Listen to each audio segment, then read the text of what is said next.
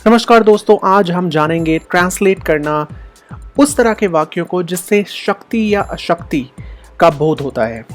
इस तरह के वाक्यों में आमतौर पे आप कैन या एबल टू को देखेंगे। तो आइए स्टार्ट करते हैं इसके पहले रूल को जानकर। तो कुछ वाक्यों से कार्य करने की शक्ति, क्षमता या अशक्ति का भाव होता है, जैसे कि वह अंग्रेजी बोल सकता है। इंग्लिश में इसका ट्रांसलेशन होगा ही कैन स्पीक इंग्लिश, और इसे एक और तरीका है ट्रांसलेट करने का, आप लिख सकते हैं he is able to speak English. एक और वाक्य लेते हैं, वह अंग्रेजी नहीं बोल सकता है। अब ये एक नेगेटिव सेंटेंस है, यानी कि इसका ट्रांसलेशन में आपको कैन की जगह कांट यूज करना होगा और इज एबल टू की जगह इजंट एबल टू यूज करना होगा। और यही हमने किया है इन दोनों वाक्यों में।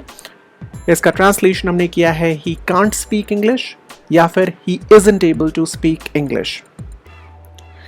आइडेंटिटी इस तरह के वाक्यों की हिंदी में होती है सब्जेक्ट प्लस वर्ब प्लस सकना पॉजिटिव वाक्यों में, और आप नहीं सकना देखेंगे हिंदी के नेगेटिव वाक्यों में, ऐसे सेंटेंसेस के।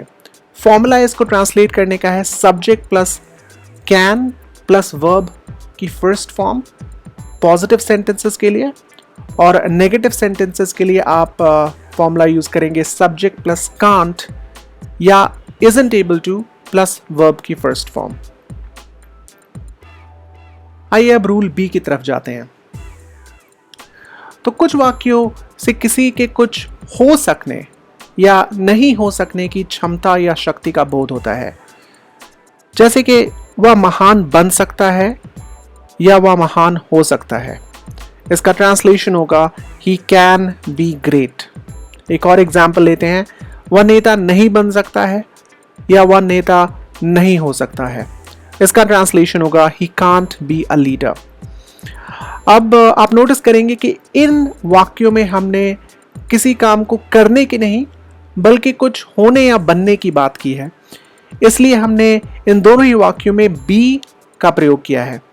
हिंदी में ऐसे वाक्यों की जो आइडेंटिटी है वो होती है सब्जेक्ट प्लस नाउन या प्रोनाउन प्लस हो सकना या बन सकना। फॉर्मूला है, आप पॉजिटिव सेंटेंसेस इस तरह के ट्रांसलेट करेंगे subject plus can be plus noun या प्रोनाउन के साथ, और नेगेटिव सेंटेंसेस इस तरह के आप ट्रांसलेट करेंगे इंग्लिश में subject plus can't be plus noun या प्रोनाउन के साथ। रूल सी की तरफ बढ़ते हैं। कुछ वाक्यों से लाचारी का बोध होता है, जैसे उस वृद्ध व्यक्ति से चला नहीं जाता। अब इसका ट्रांसलेशन होगा the old man isn't able to walk. याद रहे ये सेंटेंस प्रेजेंट में है, और जब आपके पास एक सेंटेंस हो जिससे लाचारी का बोध हो रहा है हिंदी में, तो उसका फॉर्मूला आप इस तरह से यूज करें इंग्लिश में सब्जेक्ट प्लस इज एम या are able to are plus not able to plus verb की फर्स्ट फॉर्म। क्योंकि ओल्ड मैन के साथ हम इज यूज करते हैं इसलिए हमने इज यूज किया है।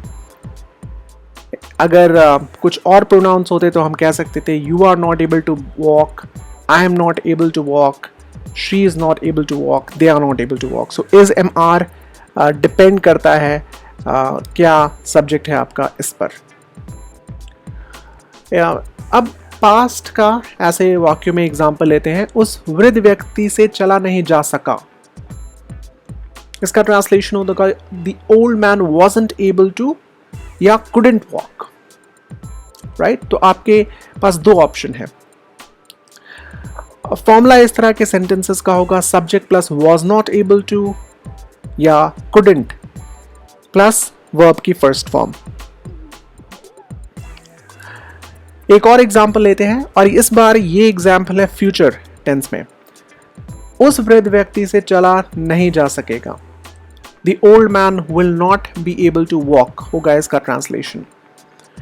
फॉर्मूला इस तरह के सेंटेंसेस को जिससे लाचारी का बोध हो, जो फ्यूचर में हो, उनको ट्रांसलेट करने का फॉर्मूला है subject plus will not be able to plus verb की फर्स्ट फॉर्म। तो होपफुली आपने इस का स्क्रीनशॉट ले लिया है या आपने नोट्स बना लिए हैं ताकि आप इसे याद रख सकें। अब प्रैक्टिस करते हैं। आपके सामने कुछ सेंटेंसेस हैं। आपने जो कुछ भी अभी तक सीखा है इस वीडियो में, आप उसे अप्लाई करें इन सेंटेंसेस को ट्रांसलेट करने के साथ। मैं वीडियो को कुछ देर यहाँ पर पॉज करूँगा। आशा है आपने इनको ट्रांसलेट कर लिया है। अब देखते हैं इनके आंसर्स।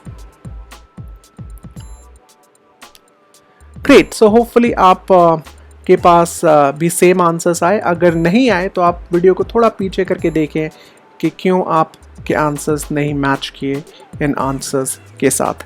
एक और प्रैक्टिस एक्सरसाइज आप के लिए है यहाँ पे। तो आपके सामने कुछ प्रश्न हैं और इन प्रश्नों के आपको उत्तर लिखने हैं। पहला उत्तर इन सारे प्रश्नों का दिया जा चुका है, जैसे कि आप पिछले साल क्या कर सके। आपको इसका इंग्लिश में रिस्पॉन्स करना है।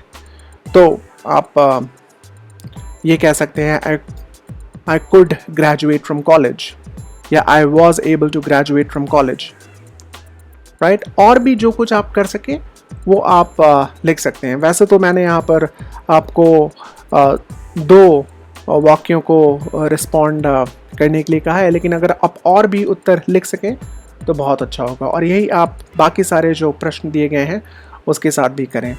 इससे आप को वो कॉन्सेप्ट्स याद रखने में आसानी होगी जो कि आज हमने इस वीडियो में कवर किए हैं। तो thank you so much guys for watching this video. अगर आपको ये वीडियो पसंद आया तो ज़रूर लाइक बटन प्रेस करें और इस चैनल को सब्सक्राइब करना ना भूलें ताकि जैसे ही हम एक वीडियो अपलोड करें आपको नोटिफिकेशन मिल जाए।